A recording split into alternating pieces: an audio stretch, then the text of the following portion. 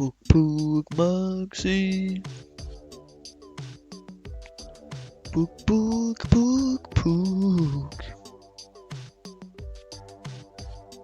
Maxi. Puk Puk Maxi. Axel har fået en Puk Maxi. Den er så fræk, og så hårdt, den er ved at sprække. På hans Puk Maxi kører han hele byen rundt. Han kan nå til Lidl på en enkelt fucking sekund. Hvis han mor beder ham om at rydde, hvorfor han ondt. At tage et skridt til Axel ikke er sundt. Pigerne kan ikke modstå den lækre fyre. Axel har ikke noget imod at køre over et par dyr. Overraskende nok så er Axels mor stolt over at han faktisk kan finde ud af at spille bold. Men nogle gange ønsker hun at han bare kunne forsvinde. Og det er fordi at han er super ordblind. Axel, nogle gange er han meget speciel. Han gemmer sig i en busk bag dig. Men nogle gange vil han stå nogen der vil tage ham bagfra. Han blev smidt i en busk. Han vil hans forældre ikke huske. Men så fandt han hans Puk Maxi.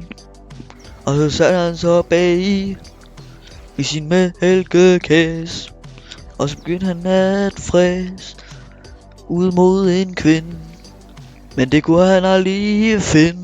Hver gang han skider foran mig, vil jeg ønske at han bare vil lade mig, give mig lov til at røre, eller stikke en finger i mit øre. Hver eneste gang at Axel prøver at flygte, rammer jeg ham med sin allerstørste frygt.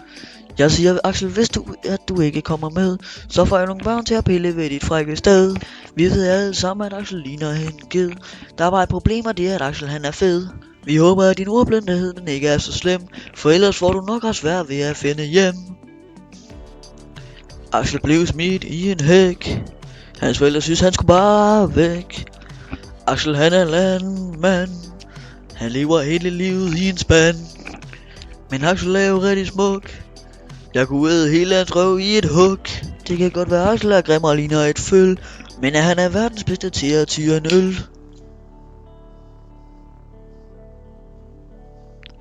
Axel er så fræk.